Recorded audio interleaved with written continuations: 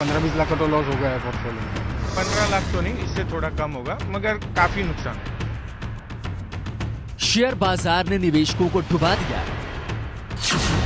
9.6 लाख करोड़ रुपए का नुकसान 3 दिनों में हुआ।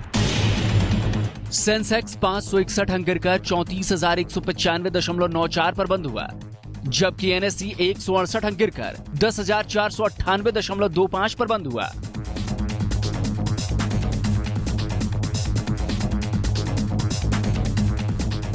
बजट के बाद से ही शेयर बाजार गिर रहा है। मुंबई के रहने वाले निवेशक जयेश केसरिया और आनंद थानकी को भी इस भारी गिरावट का खामियाजा भुगतना पड़ा।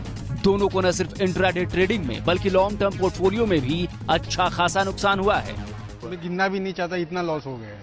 मैं गिनना भी नहीं चाहता, गिन के फालतू में टेंशन लेने को जो मतलब नहीं है। पोर्टफोलियो में तो आप पूछिए मत कि क्या हाल है, वो आईसीयू जैसी हालत है। सिर्फ 3 दिनों में कितनी तेजी से निवेशकों के पैसे डूबे हैं आपको समझाते हैं। मान लीजिए 31 जनवरी को आपने अपने पोर्टफोलियो में 309 रुपए के हिसाब से एसबीआई के 60 शेयर लिए, जिनकी कीमत 18,540 रुपए हुई। 400 रुपए प्रति शेयर के हिसाब से टाटा मोटर्स के 50 शेयर लिए, जो 20,000 रुपए के हुए। 950 रुपए के हिसाब से रिलायंस के 20 शेयर लिए, जो हुए 19,000 रुपए के। 1159 रुपए के हिसाब से इन्फोसिस के 10 शेयर लिए, जो हुए 11,590 रुपए के। और 3112 रुपए प्रति शेयर के हिसाब से टीसीएस के 10 शेयर लिए, जो हुए 31,120 रुपए के। यानी 31 जनवरी को आपके पोर्टफोलियो में मौजूद कुल शेयरों की कीमत हुई 1,250 रुपए। लेकिन आज एसबीआई 292, टाटा मोटर्स 374, रिलायंस 892, इन्फोसिस 1108 और टीसीएस 2,995 रुपए पर बंद हुए हैं। तो आपके शेयरों की कुल कीमत 95,090 रुपए हो गई।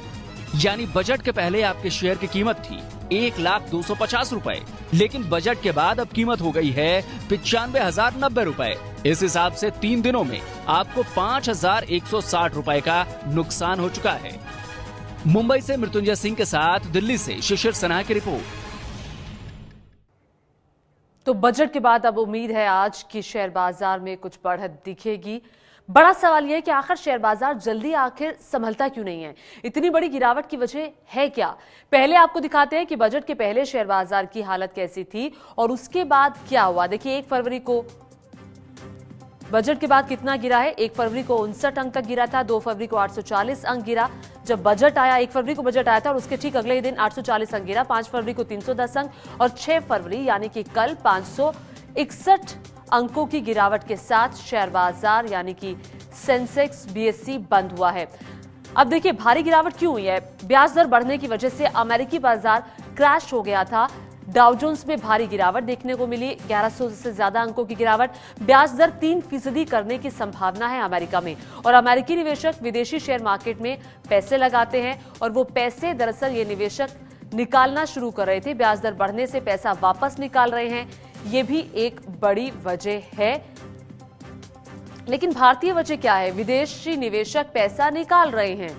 एक तरफ अमेरिका के बाजार से विदेशी निवेशक पैसा निकाल रहे हैं क्योंकि ब्याज दर बढ़ने वाली है। वहीं भारतीय बाजार में बजट में शेयर पर long term capital gain tax जो लगाया गया, उसके बाद भी शेयर बाजार के हालात काफी अलग दिखाई दिया। अमेरिकी शेयर बाजार का लगातार गिरना भी भारतीय शेयर बाजार के गिरने की एक बड़ी वजह बना है। डाउ जोन्स, नेस्डेक, एसएनपी इन सब में गिरावट देखने को मिली और परसों तो एशियाई बाजारों में भी गिरावट रही। कल एशियाई बाजार भी गिरावट के साथ बंद हुए, जिसके बाद भारतीय बाजारों पर भी इसका असर दिखा।